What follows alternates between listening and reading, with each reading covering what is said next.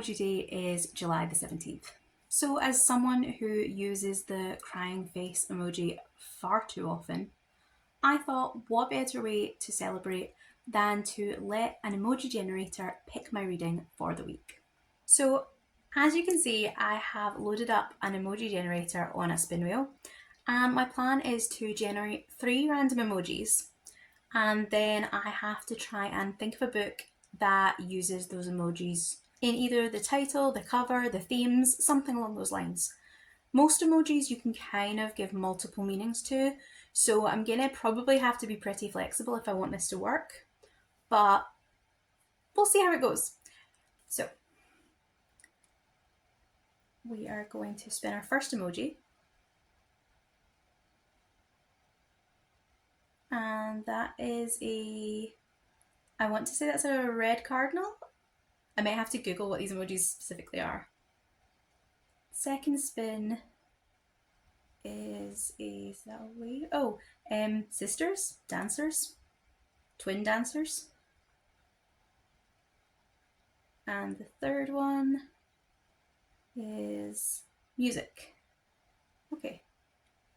So for that spin, we got a bird singing music, and I think that's twins. Okay, don't ask me why I was so specifically convinced it was a red cardinal. It is just a bird emoji, but I am going to go with red as my kind of interpretation of that because I think it'll be relatively easy to find something with a red cover. Or I could use birds and the music note to create some kind of singing. Let me have a think. Okay, so I am back and I have done some thinking. At first I was thinking of using that emoji as kind of sisters, but I had a Google, and officially the name of that emoji is just people with bunny ears. So instead, I took a better look at it, and to me it looks like two girls in ballet outfits, so I'm going to take it as dancers. And then we have the red bird and then the music note. So the book I have picked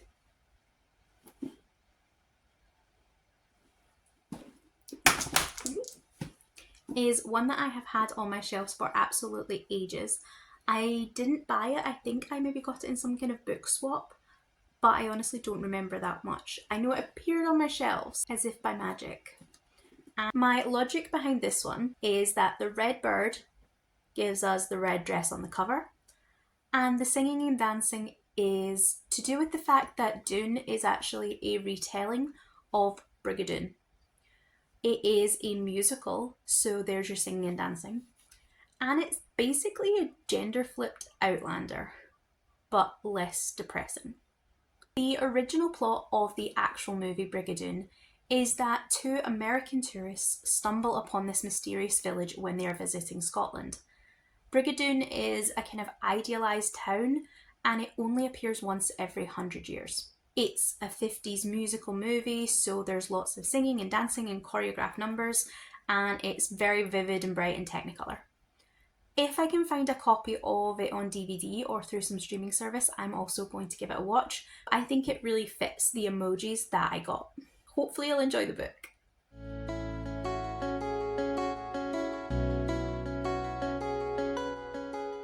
So I just thought I would stop in and give you a quick Doon update.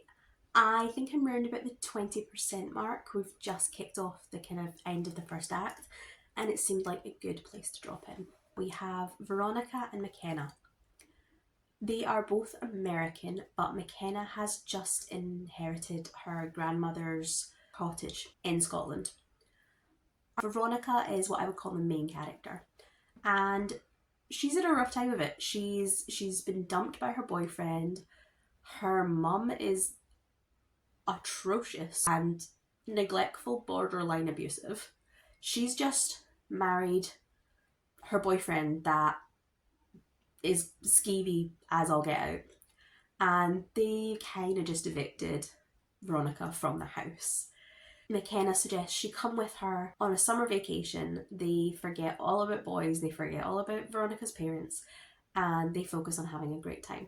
As they're going through McKenna's grandmother's house, they stumble upon a diary. McKenna isn't really interested in it, whereas Veronica has been seeing boy around the place in a kilt who seems to know her, who seems to speak to her, but is maybe a ghost or an apparition of some sort. So she's very interested in the mystery. And when she finds entries in McKenna's grandmother's diaries about having similar experiences, she is determined that the two of them investigate further. And they do. I've just got to the point where they cross Misty Bridge and they have entered an entire new world. I did find myself a copy of the Brigadoon musical on DVD, so once I finish, I'm going to watch that. I did debate it, which order to do them in, but I think I'm going to finish the book and then I'll watch the musical. Okay, so we are checking back in after I have finished Doon, and I don't know how I feel about this one. The story takes McKenna and Veronica and we're setting up a dual POV and a kind of dual romance. And I have to say I wasn't completely sold on the romance for either of them.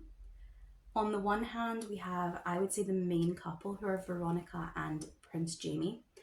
And then we have the secondary couple, which is McKenna and the younger prince, Duncan. Of the two, I definitely think McKenna won on the prince lottery, because Jamie was an absolute get for most of the book. He did redeem himself at the end and all his brooding was explained as like, you know, he had so much on his mind and his responsibility, and he doesn't come across as someone you would really want to spend a lot of time with for the vast majority of the book. I didn't understand how Veronica was so invested in him. I know she'd been seeing visions of him around the place and they had this deep spiritual soulmate type connection, but I just really didn't see how that held up for the amount of crap she took from him. Duncan was much better, but I didn't like McKenna on that side of it. The girls didn't have that much personality to tell them apart. What kind of defined McKenna's POV was the constant references to musicals, which it was nice that it defined her personality, and I enjoy musicals, but it was just so constant, the references to different musical theatre characters, what would Sondheim do, and it grated a little bit. Obviously, that's very much the character she is. She wants to be a Broadway actress. It does make sense for her to maybe be using those references quite a lot. And this is a retelling of a musical. So again, I can see what the authors were doing, but I just felt it was a little bit heavy-handed and it boiled the character down to that one personality trait. That aside though, in terms of Doon itself and the setting, it gets major points for me for being the only book I can remember recently, reading that has been written by Americans and set in Scotland, where I did not spend absolutely every single moment cringing at fictional Scotland. And even though the book does write out the accents phonetically, which usually bugs me, in this it didn't. I don't know why it didn't, but in this that didn't bother me. The ending I felt was a little bit rushed. There was a lot of being told things rather than shown them. The big conflict at the end is between Veronica and Jamie and the witch that is the kind of counterbalance to the ideal world that exists in Doon. And we're told how dangerous the witch is throughout the book. We're told that that's why the girls are treated with such suspicion. We never really get a sense that the witch is a real danger. And then in that finale, everything happens so quickly. I will be honest, I didn't fully understand the logic behind the final conflict and how it works out. It all felt just a little bit muddied to me. And it was a little bit of a letdown as an ending. I would have liked more. Part of that though, I think, is that I really haven't been reading YA as much recently in the past couple of years. And that's probably, to be honest, why this has ended up on my shelf for so long. So it's maybe not the book's fault, it's maybe partially me as a reader. Just this isn't something that was going to work for me. As it is, I can appreciate the things it did do well and the things it achieved that the book was trying to achieve. Overall, this is probably a 3. I personally won't be continuing with the series just because I didn't enjoy this book enough to, but I did quite like the setup at the end. But if you had read this one and enjoyed this one, I think the sequel sounds interesting.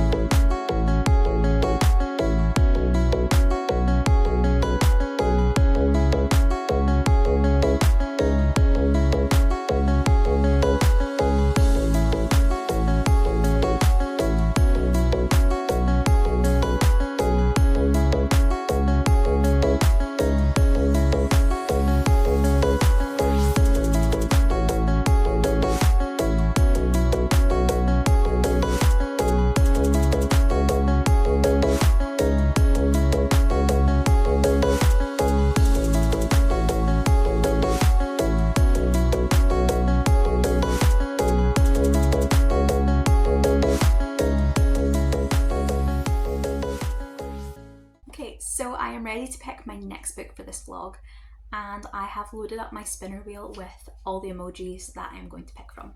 So we are going to click spin and see how we go. So our first emoji is a vampire, and then we have dancing, the dancing bunny girls again.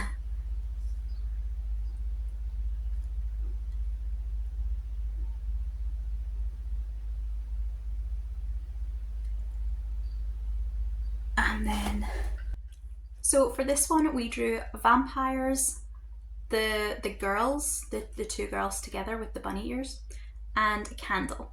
I think it's fairly obvious. Vampires narrows it down a lot, unless I wanted to get really creative and kind of do a book about politicians because they're bloodsuckers or something. Vampires definitely narrows down my choices, but I will have a think and I will get back to you soon. Okay, so I have found the book that I'm going to go with for this emoji pick, and as I said, it is a vampire book. It is House of Hunger by Alexis Henderson. This is the cover I have with the kind of creepy silhouette and the bloody stag, but actually I think I prefer the American cover, which has a vaguely dreamy quality to it and a girl in a red dress. And it would just be really funny if every book on this list ends up having a girl in a red dress. But I digress. My thinking with this one is we definitely have vampires. The bunny dancer girls we're going to take to be girls in this one, a group of girls. And the candle, I'm just thinking we've got the shadow on the cover, maybe, and just that kind of general gothic-y vibe. This one is about Marion. She wants to leave her life in the slums, and she does that by signing up to be a blood maid at the House of Hunger. This one definitely seems like it's going to be all about the atmosphere, and I am really looking forward to reading it.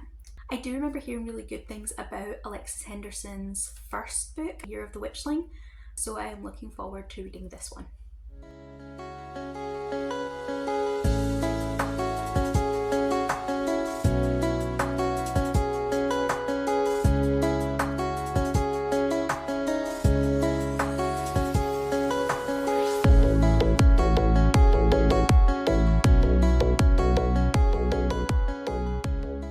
So I am at the midpoint in House of Hunger, and I am loving this book so far. I love the setting. It is so rich and so gothic and so vivid and just so melodramatic and beautiful. And the House of Hunger is an absolutely gorgeous location. It's worked really well in contrast with the slum where we first meet Marion. She is a kind of housemaid. She's not enjoying her life. She lives with her brother and they are basically a step up from poverty. She sees the advertisement for a blood maid, and her friend and her brother both basically say it's a very immoral life choice to make. It's not quite prostitution, but it's definitely viewed somewhat similar to that. And we just get this fascinating character in Marion who is willing and kind of unrepentant about doing whatever she has to do to, as she sees it, improve her life and her future. Although her brother and her best friend both tell her it's a bad idea, she doesn't let that stop her. She doesn't really even slow down. She has decided what she's doing and she does it without regret. I just have really loved that about her character. That she's willing to do things that other people she cares about might not think is the right option, but ultimately serves her own goals. The only slight problem I have encountered is that upon reaching the House of Hunger itself, we are introduced to a whole host of new characters. There is Countess Elizabeth, the leader of the House of Hunger, who all the blood maids are there to serve. There is a house mother who is directly responsible for the girls. So in addition to Marion, there are, I want to say 5 other kind of girls in this blood maid scenario. There's the current favourite and then 3 others that are all slightly on a lower tier, and there is a very, very young girl who is there, a preteen, who is there more as a she might be a future maid rather than directly being used at the moment. So there's a lot of female names being thrown around, and a couple of them are quite similar, but I'm having a great time with it. Already, Marion has started to notice some things that are maybe not quite as they should be in the house. Things that happen up to that kind of inciting incident when she signs her contract. But already she is finding messages scrawled into the underside of the bed. There was a tooth. There's a lot of kind of creeping atmosphere where you do get a sense that she should pick up her bags and run before she agrees to anything. And I think even Marion gets that sense that there is something going on, but there's just so much to play for that she's willing to take that risk on the hope that this all works out, and that she, after her indenture period, will get a kind of pension that will set her for life. And again, I think it's fascinating to watch a character that I do think sees the danger ahead. This isn't a character who is running through with their eyes closed or completely ambivalent to the danger. She definitely sees it, she clocks it, but I think she then pushes it to the back of her mind because the temptation is just so strong. The life that she wants is within her reach in a way that it could never otherwise be. And it is really interesting and really fascinating and really tense to kind of know that she's probably making these disastrous decisions, but you also can totally understand why she is. And that ballsiness from a female character is just so refreshing. She's not doing this because I'm investigating when my sister disappeared and I'm willing to do whatever it takes. She's not doing it because she needs to save the man. She's doing it because she wants to get what she wants, which is she wants money and she wants her life to be easier. She doesn't want to live in poverty. She doesn't want to be answerable to other people the way she always has been. And I think it's just great to see someone who has these really, really strong motivations, but it's not serving someone else or helping someone else the way it so often is with a female character. This is all about Marion doing what she wants for herself.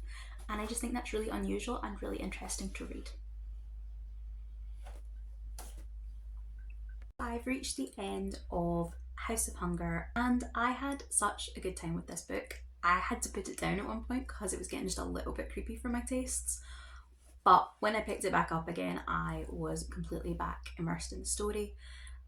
And if pushed to describe this one, I think I would maybe sell it as a sapphic vampire Rebecca. There were moments where I would have loved it just to go a little bit deeper, to go maybe a little bit darker and just explore some of those really gothic-y, opulent, luscious, decadent underbelly type of feels. That might be just because I haven't been reading as much YA recently, and this, for a YA novel, done a really, really great job of hitting all those gothic horror notes.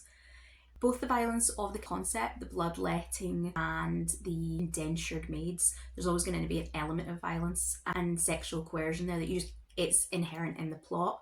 And I think that Henderson done a really nice job of keeping enough of that the plot didn't feel too watered down, it didn't feel too neutered, but also it's not explicit, it's not gratuitous, which keeps it just in that kind of YA category.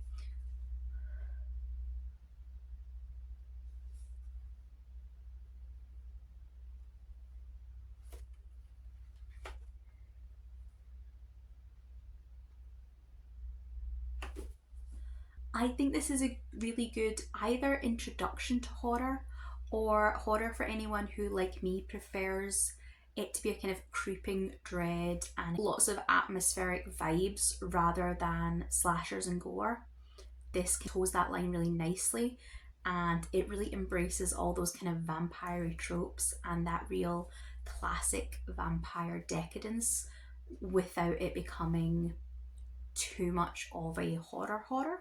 There's also obviously there's also a lot of social commentary in this one. Marion is the one who we kind of see her origin point. The other bloodmaids, it's more hinted at. We don't see exactly where they've started out, but definitely with Marion, she's coming from this very, very poor, impoverished region. It's been industrialized and she's part of the kind of the very low working class. We see why she's willing to put so much on the line, but she has been warned off multiple times. And we can see what pushes her to do it. And I do think you get that sense of, in any other world, she'd be being brave and confident and going for what she wants. And it's just unfortunate that she's maybe picked the wrong people to trust. Similarly, there's a kind of hint that a lot of the other girls, the other bloodmaids, the ones we meet in the book, and other bloodmaids in other houses, who we do get little kind of epigraphs from at the start of each chapter. have maybe come from similar backgrounds. They have maybe always been lower class, they have been orphans, they have been forgotten, the kind of girls that no one misses. And they get brought into this kind of upper echelons of society. They are treated with respect, they're treated with reverence, and you can completely see how they become almost pet-like and docile and grateful to, especially in this one, Lisbeth. She's some combination of mother, lover, employer, God. She makes up their whole world and they're completely and utterly devoted to her.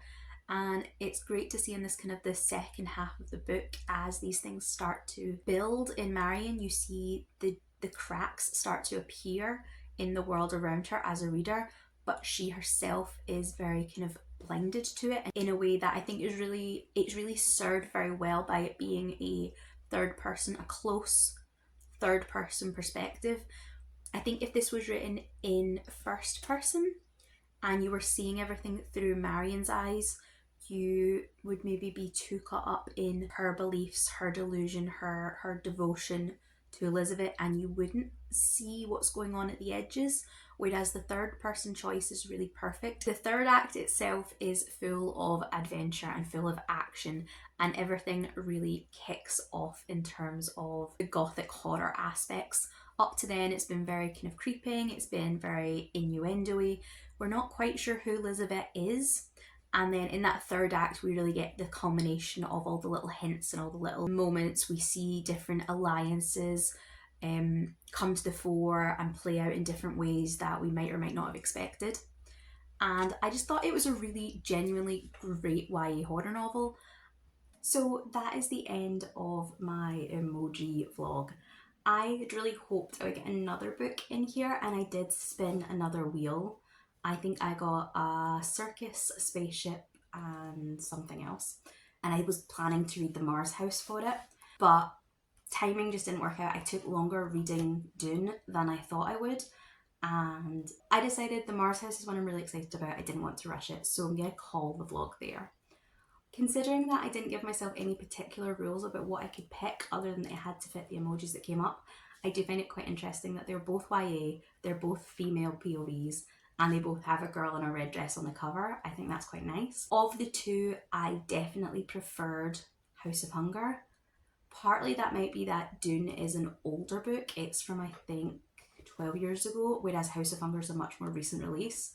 So whether some of the tropes and things in Doon have they've just had their time, and House of Hunger felt a lot fresher to me. But I also think it's to do with the characters. Although we're all teenagers in these books, I think that the teenagers in Doon read as, they probably read more accurately as teenage high school girls in the real world, which is of course what they are. Whereas the protagonists in House of Hunger felt maybe older than they are because they're living in a fantasy world with they're really having to defend for themselves, they're really having to grow up fast.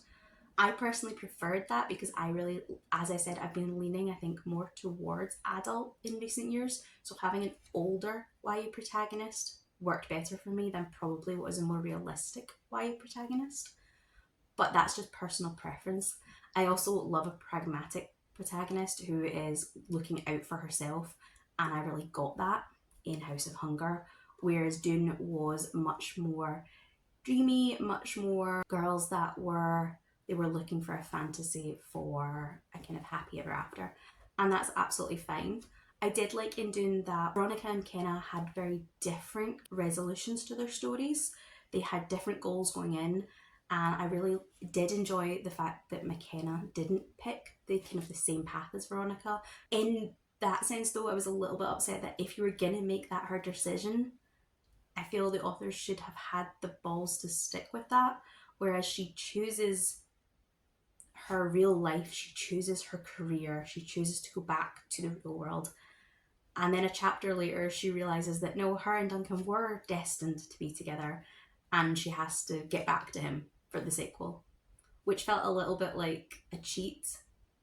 Doon wasn't a bad book if it's the book you're looking for, but it does now, I would say, read as a younger YA, more for your kind of just out of middle grade getting into YA books, whereas House of Hunger is that upper YA flicking into maybe the darker themes of a new adult or an adult story.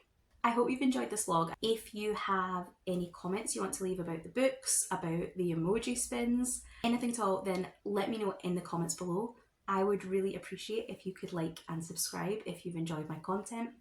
And if you don't have anything particular to say but you do want to leave me a comment, then leave me something red for that red dress theme. Thank you so much for watching, and I will see you in the next video. Goodbye.